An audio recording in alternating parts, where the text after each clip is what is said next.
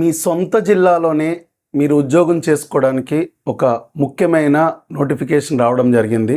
మీ సొంత జిల్లాలోని కోర్ట్ ఏదైతే ఉందో ఆ కోర్టులో పనిచేయడానికి సంబంధించి మొత్తం ఉమ్మడి ఆంధ్రప్రదేశ్ ఉమ్మడి జిల్లాలకు సంబంధించిన ఈ నోటిఫికేషన్ మనకి ఆంధ్రప్రదేశ్ హైకోర్టు మనకి రిలీజ్ చేయడం జరిగిందండి. సో ఈ నోటిఫికేషన్లో మనకి 1614 పోస్టులు ఉండడం జరిగింది. సో ఈ పోస్టులకి మీరు విజయం సాధించాలంటే కనుక తప్పనిసరిగా మీరు ఈ వీడియోని దీనికి సంబంధించిన విషయాలను ప్రాథమికంగా మీరు తెలుసుకోవాల్సి ఉంటుంది. ముఖ్యంగా మీరు అన్నిటికన్నా ముందు చేయవలసింది ఏంటంటే ఈ యొక్క ఆంధ్రప్రదేశ్ హైకోర్టు నోటిఫికేషన్ 2/2025కి చూడాలనుకున్నప్పుడు మొట్టమొదటిగా మీరు నోటిఫికేషన్ యొక్క వివరాలు చూడాలి. ఈ నోటిఫికేషన్ వివరాలు చూడడం కోసము apsc.gov.in apsc.gov.in తప్పనిసరిగా ఈ యొక్క వెబ్సైట్లోకి మీరు ఎంటర్ అవ్వండి. It is my side request and the same time my guidance. అంటే ఒరిజినల్గా ఏముందో అది చూడండి దయించి. ఆ ఒరిజినల్గా ఉన్నది మీరు చూడగలిగితేనే మీకు క్లారిటీ వస్తుంది. ఎవరో చెప్పారు ఈ యొక్క ఛానల్లో ఇది ఉంది, లేదా గాయత్రి ఇలా చెప్పారు, లేదా ఇంకో చోట ఇలా చెప్పారు, దయించి అలా వద్దు. మీరు ఖచ్చితంగా apsc.gov.in మీరు విజిట్ చేయండి. విజిట్ చేస్తే కొన్ని అర్థమవుతే అర్థం కాకపోతుంది, అర్థం అయినది ఎంత అర్థమైంది, అర్థం కాని విషయం ఏంటనేది. అంటే మీకు ఏ ఉద్యోగానికి అంటే 10 ఉద్యోగాలు మీకు ఏంటంటే ఖచ్చితంగా అందులో క్లారిటీ ఉంటుంది. ఆ నోటిఫికేషన్లో junior assistant junior assistant qualification మనకి degree, field assistant, examiner intermediate, field assistant కూడా డిగ్రీ, రికార్డ్ అసిస్టెంట్ ఇంటర్, అలాగే process server 10th class, steno degree plus typing steno higher grade సంబంధించింది ఉండాలి. Next typist degree plus higher grade and computer మీద ఖచ్చితంగా knowledge ఉండాలి. అలాగే copyist ఇంటర్కి సంబంధించిన qualification. Driver సంబంధించి ఏంటంటే మీకు 7th క్లాసు, మీకు లైట్ మోటార్ వెహికల్ సంబంధించిన విషయం. అలాగే ఆఫీస్ అబార్డినేట్ 7th క్లాస్ ప్లస్ మీకు సంబంధించిన ఈ యొక్క ప్రధానమైన క్వాలిఫికేషన్ ఏంటంటే చాలా విచిత్రంగా ఇంటర్మీడియట్ ఫెయిల్ ఉండాలని చెప్పడం జరిగింది. అంటే ఇది చాలా ఇంపార్టెంట్ పాయింట్ అండి. ఎందుకంటే ఇంటర్మీడియట్ ఫెయిల్ అయ్యి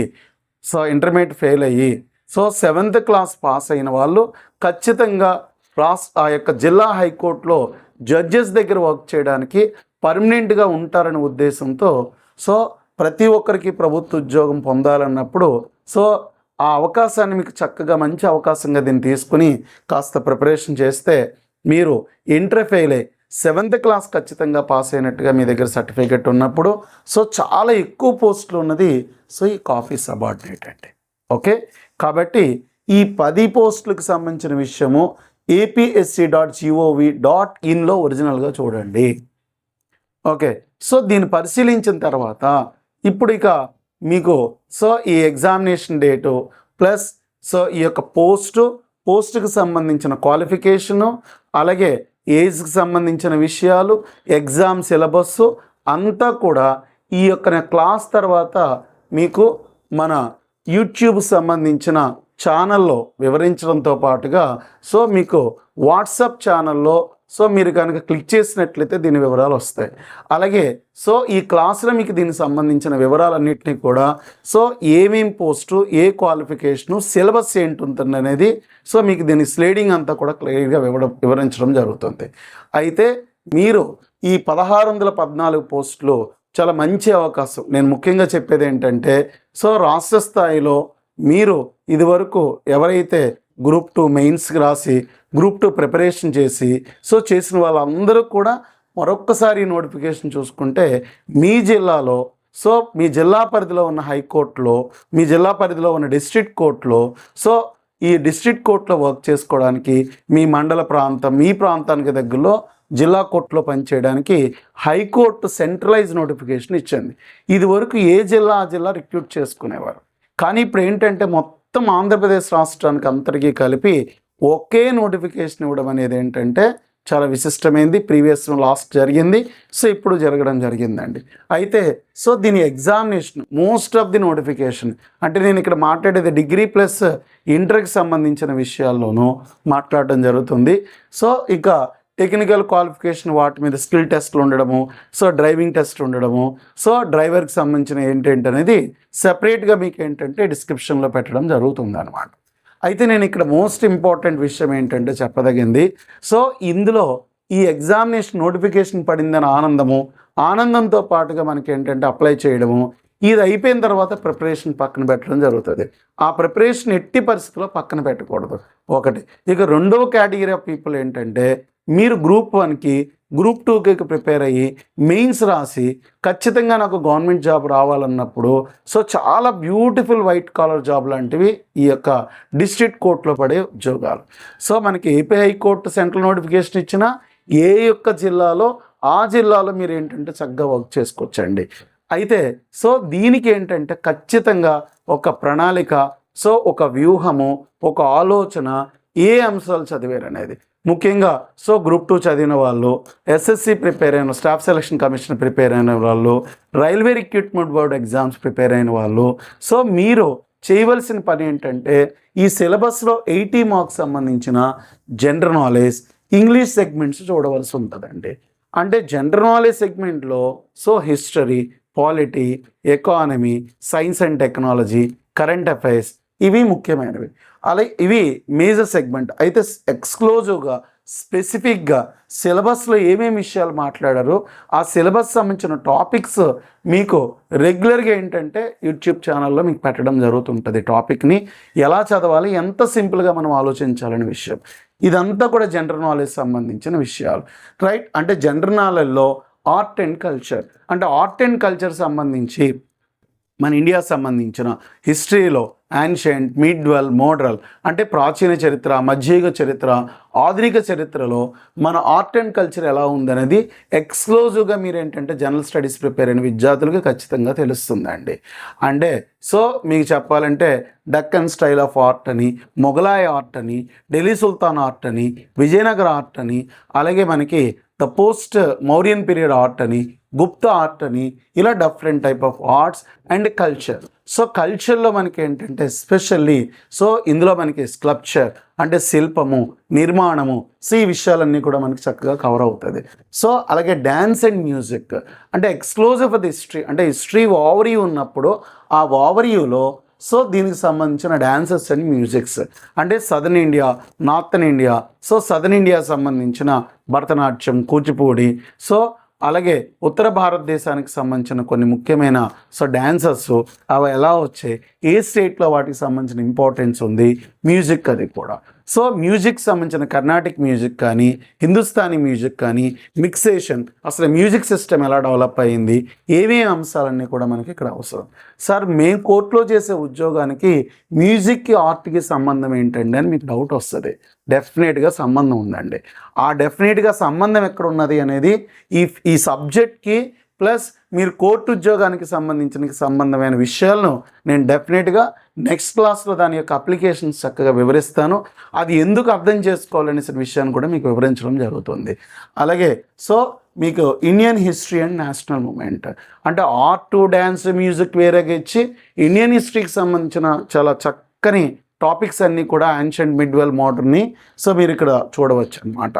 సో అందులో సింధు నాగరికత, వేద సంస్కృతి, జైన మతము, బౌద్ధ మతము, వేద సంస్కృతికి సంబంధించిన విశేషాలు, సో మగధ రాజ్యాలు, మగధ అనంతరం సంబంధించిన మౌర్యులు అంటే హర్యంక, శిశునాగనందుల తర్వాత మౌర్యులు, సో మౌర్య అనంతరము శుంగ, కణ్వ, చేది, శాతవాహనులు, ఇండో గ్రీకులు, సకుళ్ళు, పార్థియన్లు, కుషానులు, సో వీళ్ళందరూ కూడా ముఖ్యమైన పాత్ర. అలాగే గుప్తులు, సో పోస్ట్ గుప్తా పీరియడ్ అంటే గుప్తుల అనంతరము ఉత్తర భారతదేశ హర్షవర్ధనుడు, రాజపుత్ర రాజ్యాలు, దక్షిణ భారతదేశంలో బాదామి చాళుక్య రాజులు, అలాగే పల్లవులు, తూర్పు చాళుక్యులు, చోళులు, రాష్ట్రకూటులు, కళ్యాణి చాళుక్యులు, సో ఇవన్నీ కూడా మధ్యయుగ చరిత్రకు సంబంధించి. తదనంతరము యాదవులు, హొయసాలులు, కాకతీయులు, సో అత్యంత ముఖ్యమైన విజయనగర బహుమనీ రాజ్యాలు, సో యూరోపియన్లు రావడం, advent of European, Portuguese, Dutch, Denmark, British అధికార స్థాపనలు, సిపాయిల తిరుగుబాటు, సాంస్కృతిక పునరుజ్జీవనం, కాంగ్రెస్ స్థాపన, మితవాదం, అతివాదం, గాంధీవాదంలో వచ్చే చాలా సూక్ష్మమైన బిట్ అయినప్పటికీ దాని చక్కని ఒక రూపంలో మనం ఏంటంటే నేర్చుకోవచ్చు. అలాగే ఇండియన్ జాగ్రఫీకి సంబంధించి అంటే ఇండియన్ జాగ్రఫీకి సంబంధించిన చాలా సింప్లిఫై చేసేసుకునే విషయాలన్నీ కూడా మనం దాన్ని ఎలాబరేట్గా ఆలోచిస్తే బిట్ ఎలా వస్తుంది, సింప్లిఫై చేసుకుంటే ఎలా వస్తుంది అనే విషయం కూడా ఇండియన్ జాగ్రఫీ చూడొచ్చు. అంటే ఇండియన్ జాగ్రఫీకి సంబంధించిన location of India, land forms of India, climate of India, then another important river system, తర్వాత సాయిల్స్, ఫారెస్ట్, అంటే 3 ఇంపార్టెంట్ స్పియర్స్ని డివైడ్ చేసుకుంటూ చదవడం. అప్పుడు సాయిల్స్తో పాటు అగ్రికల్చర్ సిస్టమ్ అది కూడా మనకి మిక్సప్ చేసుకుంటాం. Next Indian economy. ఇండియన్ ఎకానమీకి సంబంధించిన కంప్లీట్గా national income, planning, banking, banking structures, economic relevant acts, ఇవన్నీ కూడా ఇండియన్ ఎకానమీ ఉంటుంది. ఇండియన్ పాలిటీ అండ్ కాన్స్టిట్యూషన్ సంబంధించిన మ్యాటర్స్. ఇండియన్ పాలిటీ అండ్ కాన్స్టిట్యూషన్లో fundamental rights, direct principles of state policy, union government, state government, fundamental రైట్స్కి రెలవెంటే majority of the cases. ఆ issues, అలాగే general science, physics, chemistry, అత్యంత ముఖ్యమైన botany, జువాలజీకి సంబంధించిన అంశాలు, డే బై డేటో డే అండ్ లైఫ్ అంటే డైలీ లైఫ్లో జరుగుతున్న ఈవెంట్స్ అన్నింటిని కూడా అబ్జర్వేషన్తో చేయమని. At the same time the scientific research institutions, CCMB, ఐకారా, ఇలాంటి ఇన్స్టిట్యూషన్స్ అన్నీ కూడా మనం చూస్తాం. అవార్డ్స్ సంబంధించి అంటే భారతరత్న అవార్డు నుంచి మనకి రాష్ట్ర స్థాయిలో ఇచ్చే అవార్డ్స్ వరకు, నంది అవార్డ్స్ వరకు, అలాగే అత్యంత ముఖ్యమైన అంతర్జాతీయంగా నోబెల్ అవార్డ్స్ నుంచి రామన్ మేగ్సేసీ అవార్డ్స్ అన్నీ కూడా చూస్తాం. పర్సనాలిటీకి సంబంధించిన అంటే పర్సనాలిటీస్, ఇన్స్టిట్యూషన్స్ అంటే వ్యక్తులు, సంస్థలు, సంస్థాగతంగా పరిశోధన విషయాలు, sports, different type of sports, at the current affairs and జాతీయ రాష్ట్ర స్థాయిలో జరిగేవి. అంటే వీటన్నిటినీ నేను మళ్ళీ సిలబస్ టాపిక్ వైజ్ మనం ఏంటంటే బైఫర్కేట్ చేసుకుంటూ వెళ్తామండి. జీకేకి సంబంధించి దీన్ని మనం ఒక డిఫరెంట్ సెగ్మెంట్స్గా కూడా డివైడ్ చేసుకుంటాం. అంటే ఇక్కడ నేను ఏం చెప్తానంటే మిగతా వాటికి మనకి ఉన్న డిఫరెన్స్ ఏంటంటే అసలు ఈ సబ్జెక్ట్స్ రేపు ఈ ఉద్యోగాల్లో 10 ఉద్యోగాల్లో ఎలా ఉపయోగపడతాయి, ఎలా ఉపయోగించుకోవడం అనేది రేపు మీరు పనిచేసేటప్పుడు ఉపయోగపడే అంశాలు అనేది డెఫినెట్గా నేను ఎగ్జాంపుల్తో సహా కోర్ట్ సిస్టంలో జరిగే విషయాలతో సహా నేను మీకు వివరించడం జరుగుతుంది. కాబట్టి మీరు ఈ వివరాలన్నీ కూడా తీసుకోవాలనుకున్నప్పుడు మన వాట్సాప్ ఛానల్లో ఖచ్చితంగా జాయిన్ అవ్వండి. వెనకాతలు దానికి సంబంధించిన డిస్క్రిప్షన్ మీరు ఎంటర్ అయితే కనుక ఛానల్లోకి యాడ్ అవ్వడం జరుగుతుంది అనమాట. నెక్స్ట్ అలాగే జీకే తర్వాత ఇంగ్లీష్ సంబంధించిన రీడింగ్ కాంప్రహెన్షన్, ఎర్రర్ స్పాటింగ్స్ కానీ, క్లాస్ టెస్ట్ కానీ, పారాగ్రాఫ్స్ కానీ, ఫిల్ ఇన్ ద బ్లాంక్స్ కానీ, sentences, para completion, synonyms, idioms, these all the topics are the very important. దీనికి కొన్ని పోస్టెస్కి మెంటల్ అబిలిటీ కొన్ని పోస్టులకు ఉన్నాయండి. కాబట్టి ఇక్కడ నేను మరీ చెప్పే విషయం ఏంటంటే జనరల్ స్టడీస్ ఎగ్జామినేషన్ బాగా ప్రిపేర్ అయిన వాళ్ళు ఇంగ్లీష్ బేసిక్స్ని పర్ఫెక్ట్గా మీరు నేర్చుకుంటే ఖచ్చితంగా మీకు మీ జిల్లాలో కోర్టు ఉద్యోగం అనేది ఖాయంగా మీ చేతిలోకి వస్తుంది.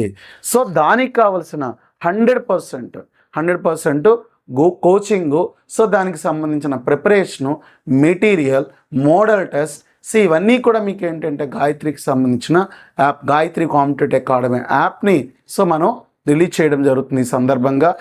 ఆ యాప్లో మెంటర్షిప్ అంటే మీరు దానికి ఏం కావాలన్న గైడెన్స్ ఒకటి, అలాగే ఆన్లైన్ బ్యాచ్ జాయినింగ్ అంటే ఆన్లైన్ సంబంధించిన batch, at the same time offline. అంటే మన గాయత్రి కాంపిటేటివ్ అకాడమీ విశాఖపట్నం యొక్క ప్రత్యేకత ఏంటంటే ఆఫ్లైన్ కోచింగ్ ఉంటుంది, ఆన్లైన్ కోచింగ్ ఉంటుంది, మెంటర్షిప్ 3 ఉంటాయి. ఎస్పెషల్లీ మనకి ఈ యొక్క ఆంధ్రప్రదేశ్ హైకోర్టు రిలీజ్ చేసిన జిల్లా స్థాయిలో ఉద్యోగాలకు సంబంధించిన విషయం. ఈ యొక్క మంచి అవకాశాన్ని మీరు పర్ఫెక్ట్గా ఉపయోగించుకుంటే ఎగ్జామ్ డేట్ పడిన తర్వాత కంగారు పడడం కన్నా ఎగ్జామ్కి ముందు నుంచి జస్ట్ మీరు ఏంటంటే కొంత టైంని స్పేర్ చేయగలిగితే ఆ స్పేర్ చేసిన టైం అంతా కూడా మీకు మంచి లైఫ్ అంతా హ్యాపీగా ప్రభుత్వ ఉద్యోగంలో ఎంజాయ్ చేసే అవకాశం ఉంటుంది. కాబట్టి ఇంకా మరింత వివరాలు మన యాప్, యూట్యూబ్ ఛానల్, ఈ డిస్క్రిప్షన్స్ అన్నీ పెడతాం. ఇంకా దీని యొక్క పోస్ట్ వివరాలన్నింటినీ కూడా మీకు ఏంటంటే స్టెప్ బై స్టెప్ వివరాలన్నీ కూడా మీకు ఈ ఎండింగ్ ఆఫ్ ఛానల్, ఈ యొక్క యూట్యూబ్ ఛానల్ సంబంధించిన దాంట్లో సో మీకు ప్లే అవ్వడం జరుగుతుందండి. సో దాన్ని క్లియర్గా చూడండి. సో ఈ మంచి ప్రభుత్వ ఉద్యోగాల్లో మంచి అవకాశం, ఇంకా ఎండోమెంట్ జాబ్స్ కూడా రాబోతున్నాయి. వాటి వివరాలతో కూడా మళ్ళీ మరొక క్లాస్తో మీ ముందుకు రావడం జరుగుతుంది. సో దీనికి సంబంధించిన జాయినింగ్ ప్రొసీజర్ అంతా కూడా మీకు ఏంటంటే జస్ట్ సో ప్రతి టాపిక్ కూడా మీకు ఏంటంటే వివరంగా అందించడం జరుగుతుందండి. Okay, thank you very much.